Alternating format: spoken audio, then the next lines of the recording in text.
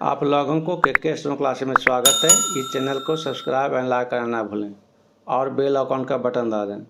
आज आपको प्रतिलेखन संख्या 21 और 22 लिखाएंगे। पहले 80 के स्पीड में लिखाएंगे। इसका कड़ा वर्ड का आउटलाइन लिखकर अपलोड कर दिए हैं, उसको बढ़िया से 1-2 बार देख लें। अब पेंसिल कॉपी लेकर तैयार रहें। Ready, last ready, start.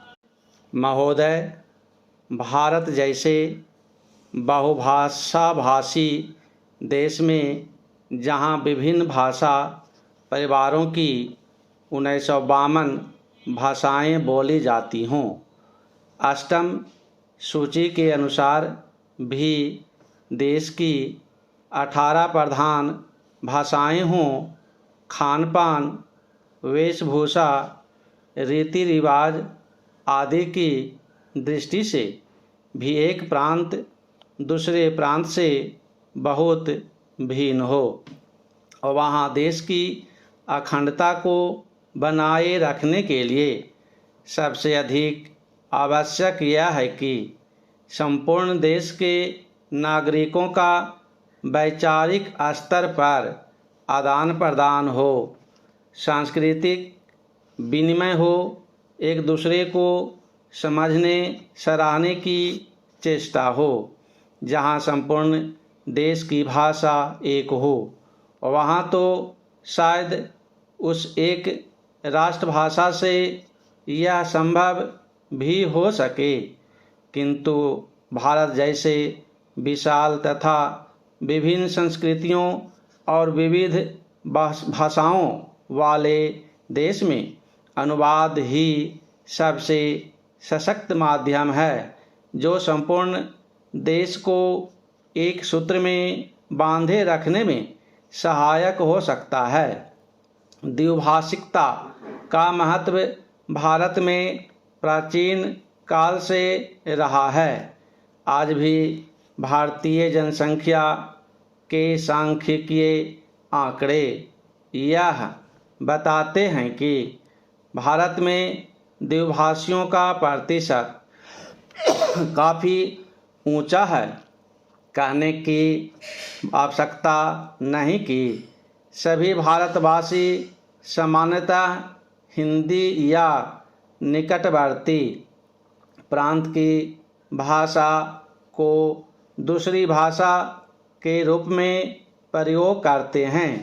Hindi भाषियों के मध्य हिंदी का प्रचार शिक्षा, व्यवसाय, जनसंचार, फिल्म आदि कई कारणों से हुआ।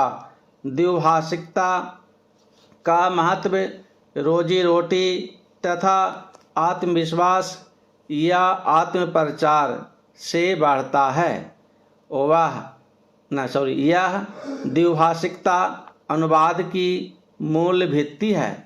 एक व्यक्ति अपने भावों व विचारों को दूसरे तक पहुंचा सके तथा दूसरे की बात स्वयं समझ सके, इसीलिए वह 2 या अधिक भाषाएं सीखता है। यह व्यावहारिक सत्य है कि जो व्यक्ति जितनी अधिक भाषाएं जानता है वह उतना ही बहुज्ञ है, क्योंकि भाषा के सहारे उसका परिचय क्षेत्र तो बढ़ता ही है। वह विभिन्न भाषिक संस्कृतियों से भी परिचित होता है। पहला चेंज, देश चाहे भौगोलिक दृष्टि से छोटा हो या बड़ा, शक्तिशाली हो या निर्बल, धनी हो या निर्धन, संश्लिष्ट अंतर्राष्ट्रीय राजनीतिक स्थिति को समझने के लिए दूसरे देशों की साहित्यिक, दार्शनिक, वैज्ञानिक स्थिति को समझने तथा उनसे लाभ उठाने के लिए उसे अनुवाद का सहारा पड़ता है। सभी विकसित देशों में इसीलिए अनुवाद का बड़ा महत्व है। अनुवाद संबंधी बड़े बड़े संस्थान हैं तथा बड़े सुनियोजित ढंग से अनुवाद कार्य होता है। मैं आपको यूरोप के एक छोटे से देश बल्गारिया का उदाहरण देता हूँ।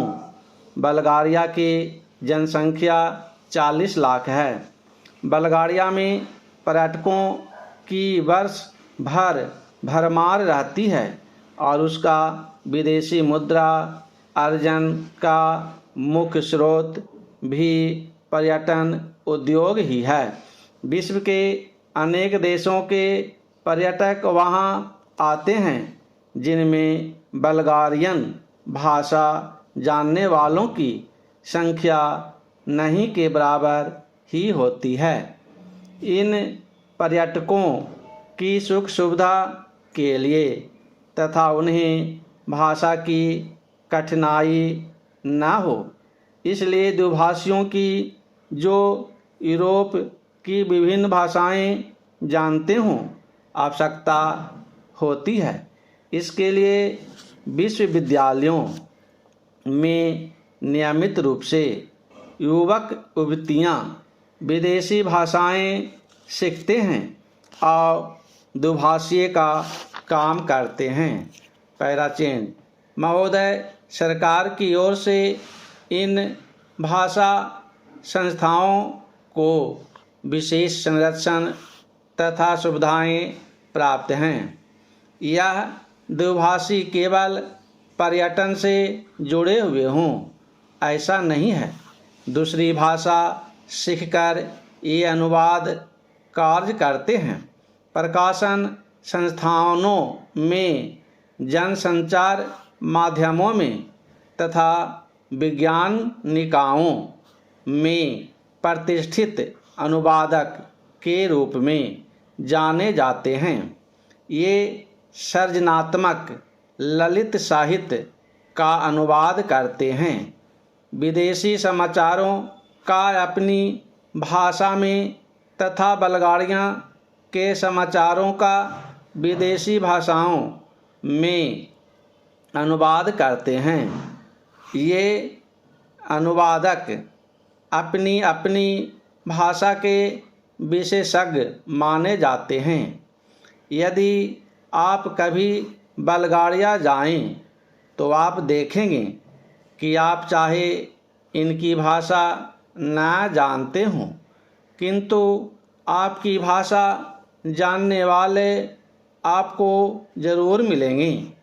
अभी कुछ महीने पहले की ही तो बात है जब भारत के राष्ट्रपति डॉक्टर शंकर दयाल शर्मा बल्गारिया गए और वहाँ बल्गारिया वासियों ने हिंदी में उनका स्वागत किया और भारत संबंधी प्रश्न भी उन्होंने राष्ट्रपति जी से हिंदी में ही किए।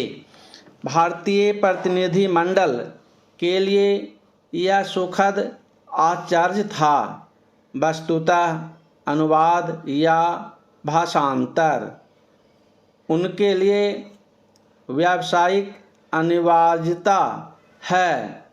यूरोप के अन्य देशों में भी यही स्थिति है, जहां विश्व में प्रकाशित किसी भी भाषा का महत्वपूर्ण शोध निबंध या कोई विदेशी चर्चित साहित्यिक कृति उस देश की भाषा में तत्काल अनुदित हो जाती है। पैराचेंज इतिहास साक्षी है कि ईसाई धर्म के प्रचार में अनुवाद की भूमिका कितनी महत्वपूर्ण रही है। ईसाई धर्म के विश्वव्यापी प्रचार के लिए बाइबिल के अनुवाद की व्यापक योजना बनाई गई। अनुवाद ने ही बाइबिल को भारत के गांव-गांव यहाँ तक कि आदिवासी क्षेत्रों तक पहुँचा दिया। बाइबिल के बाद सबसे अधिक भाषाओं में और एक ही भाषा में कई बार भगवत गीता का अनुवाद हुआ। भारतीय दर्शन और प्रतिभा को समझने की लालसा से विदेशियों को प्रेरित किया कि वे गीता का अनुवाद अपनी भाषा में करें। आज विश्व की सभी प्रमुख भाषाओं में गीता का अनुवाद आपको मिलेगा। अवधी भाषा में लिखित रामचरितमानस भी देश और विदेश की अनेक भाषाओं में अनुदित होकर विश्व साहित्य का अनुपम ग्रंथ बन गया है। वस्तुतः अनुवाद ही वह माध्यम है जो देशीय रचना को भौगोलिक सीमा से मुक्त कर विश्व मंच पर प्रतिष्ठित करता है। गीतांजलि की ख्याति का एक प्रमुख कारण उसका विदेशी भाषाओं में अनुदित होना भी है। अनुवाद दो भाषाओं के मध्य सेतु का काम करता है और दो संस्कृतियों को निकट लाता है। अनुवाद की नींव है दो भाषाओं का ज्ञान और उन भाषाओं पर व्याकरण और शैली की दृष्टि से ऐसा पूर्ण अधिकार के अनुवादक एक भाषा भाव व विचार राशि को दूसरी भाषा में पूर्णतः इस प्रकार रूपांतरित करे कि पाठक मूल रचना की संवेदना से भी परिचित हो सके तथा अनुवाद पढ़कर उसे मूल का सा आनंद भी मिल सके।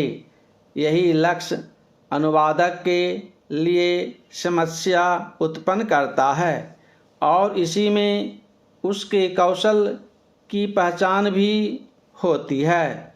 स्रोत भाषा का ज्ञान अनुवादक के लिए इसलिए अपरिहार्य माना जाता है। समाप्त। अगर डिक्टेशन बढ़िया लगा तो लाइक एंड सब्सक्राइब करना ना भूलें। Thank you.